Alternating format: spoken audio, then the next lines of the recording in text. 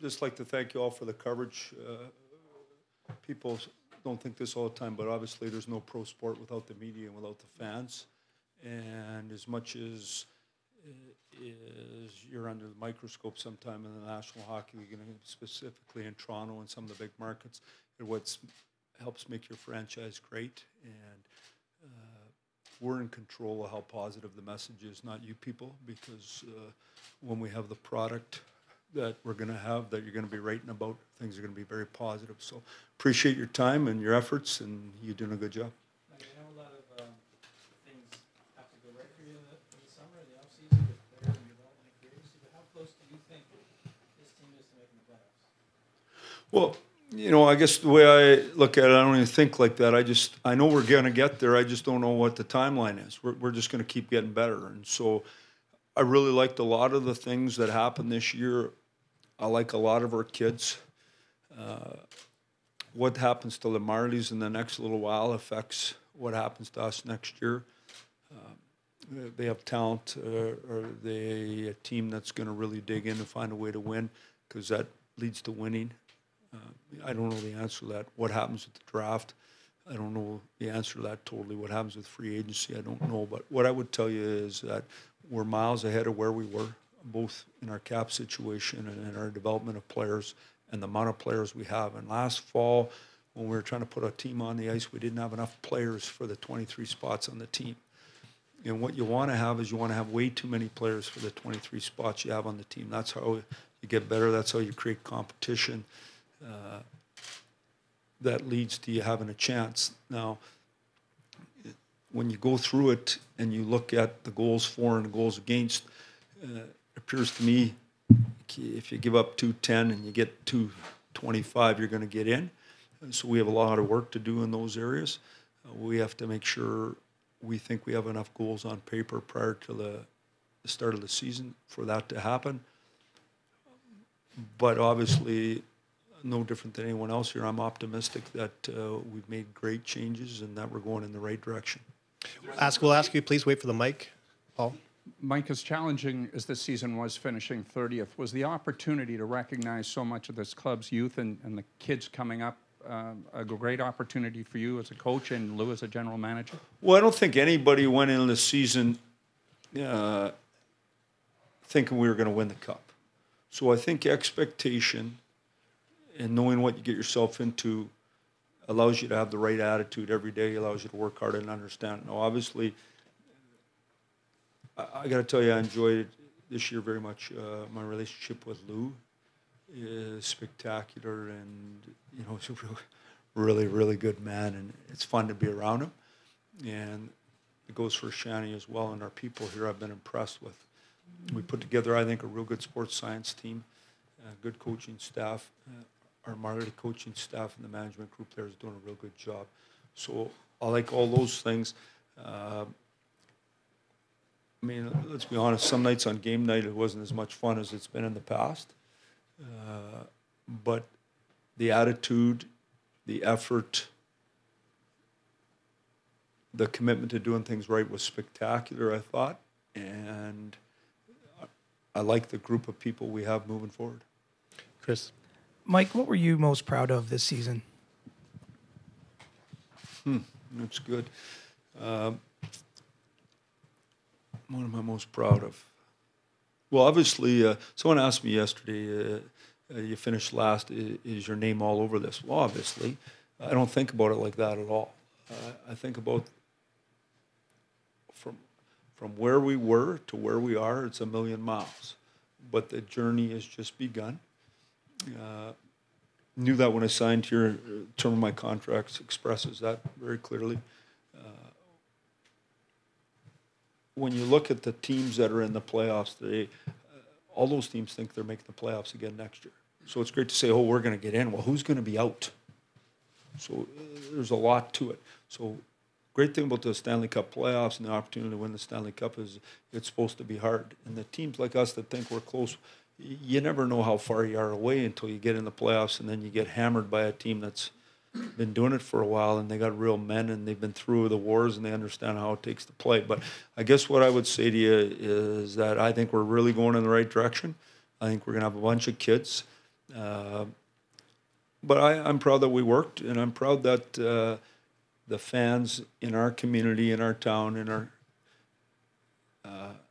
that come to the rink, they seem to be appreciative of what we're trying to do and the direction we're going. And I think it's going to be fun to be a Maple Leaf. I really do.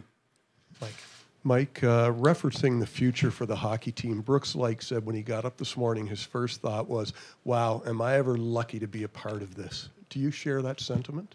Oh, yeah, for sure. But I like Liker because he likes life. He gets up in the morning, he grabs, he's energized by it. Now, a big part of that is choosing your attitude each and every day. And so what he's been able to do off the ice, not just on the ice, but off the ice for us is important. But I think we have a special place in Toronto. I think it's a fantastic city. We have unbelievable fan support. It's crazy, actually, the punishment that some of these people have taken and they're still hanging with us. But the future is bright here, and it's going to be bright for a long period of time. Now, is it going to happen as quick as we all want? Probably not. Never usually does in life, but it's going to happen. Matt. Mike, what comes to mind when you hear the name Austin Matthews? Was a great kid. I mean, Tony Granado's brother coached him and Kachuk last year, so they were in my office in Detroit all the time. They drop in, and I've seen him play a number of times. Not this year, last year. He's a big, talented guy. But all we know for sure is that we have 80% chance of not being in on that pick. We know we're going to get a top 4 pick. That's all we know, and we're going to be ecstatic with whoever we get. Are you going to wear your Lucky McGill tie on April 30th? No, I'm going to go somewhere and do something else probably. I don't really know where I'm booked to be, but no, that I won't be there. I really believe in life. You do good things, good things happen. I also believe things happen for a reason, and some young man's going to be fortunate to get to be a Leaf. Adam. Mike, one of the things Brooks said in the room was that the future is bright with this team because there's not just one type of young player coming up. There's not one William Nylander. What excites you the most about the group of young kids that you have? Well, there's too many of them. That's what I like the best because we don't know which one's going to be the good ones. Like, we can speculate all we want, but you don't know for sure. And the kids that we have coming, not just the ones that are playing the Marlies, the kids we have coming, we have some good players. The other thing is we have some guys, 4 or 5 of them have unbelievable drive trains, and I think that's what you need to be successful. Skill's a great thing.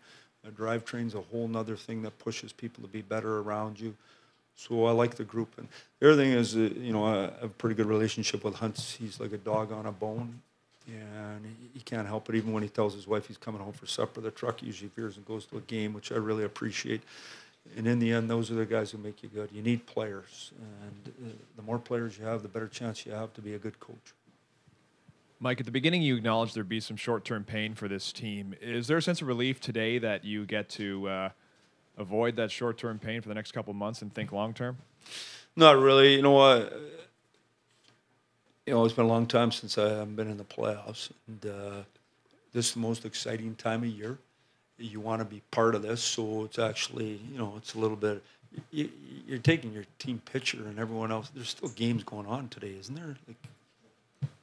That's not where you want to be. But in saying all that, is I like the position we're in better than a lot of teams in the National Hockey League. A lot. Rob. Mike, did you identify some leadership within that room this year, and how important will that be going forward with the group of young guys as you move along? Well, it's really important. Also, it's important that some of our young guys that are good players really continue to grow up and become men so that they can do it right every day so they can lead as well. Because you need your good players to be leaders in the end. And so not only do we have to have good veteran leadership, but we have to have good leadership from within, from our young guys, and grow that. And I think what will happen over the next, and I don't know how long it'll be, I hope they have a long run. Only a couple teams get long runs. The rest of you are usually short, though. So I hope we got some guys coming there, and I sure witnessed the work ethic part of the leadership when some of them were around, so that was positive. Bruce. Mike, if you had to learn to kind of value slightly different things this year because the context of your job was so different, how much do you miss, like, the playoffs that are going to happen in the next 2 months, and how quickly do you want that back in your life? Well, I want it back next year. I miss it a lot. I believe the best thing is when you got best on best and they're all healthy and you're all healthy and you don't know who's going to win. That's the game you want to be in. And we're trying to build a franchise that's going to have an opportunity to do that year after year. So when we arrive in September, you're not worried about this week. You're saying all the time when you write your article, but that win last night, that didn't really matter. What are they going to do in the playoffs? Those win, what are they going to do in the playoffs? You don't even care about what you talk about is the playoffs. That's where we go. That's where we're going. Kevin, we'll take 2 more questions. Kevin? Would you expect to have a captain in place by the time the season begins next year? Is that sort of thing important, or would you go with 3As? Well, I think it's really important. I don't expect to have one, no. Just because I don't expect to. Now, that things can change. Being a captain isn't given. It comes on an unearned basis. You have to have someone who's capable of being that. Lou and I haven't even talked about this yet, and or Shani for that matter. We had a team pitcher today without one. It's not really what you want. In the end, it's where we're at, and we'll make sure we have a good captain over time. Was the year harder than you thought it would be, or as you expected it? No, it was better than I thought. Everything was good until this last little bit. I thought I enjoyed it a lot. I thought we competed hard. I thought we were professional about how we went about our business. I liked a lot of things that happened. It went way better from a player movement standpoint than we could have ever thought or hoped. And so we're set up better that way. And the guys were great. The guys were good people to work with. They worked hard and they tried hard. And I think that's all you can ask is for a group is to work hard and compete hard. We'll take one last question from Rosie. Oh, sorry. Coach, the franchise sold the value of patience this year. I think you certainly saw it in the fan base. I was just wondering how patient you are, or if you're less patient now that you've seen something positive in this team, about how quickly that can be. Well, I think I'm patient with the plan. I'm very impatient probably on game day. I'm no different than the fans. I want to have success as fast as we can, but so do the players. But it just doesn't happen overnight. You just look at all these franchises that many groups go to the media at this time of the year and tell them how great next year is going to be, and then next year never comes in sport. It just keeps happening over and over again. So what makes you believe me? Well, the answer is simply it's just going to happen. And so I just know by what we've done and what we got coming and where we're going and the plan we have, it's just going to happen. Now, I don't know if it's soon enough for all of us, and so that's the impatient part. But we'll be fine.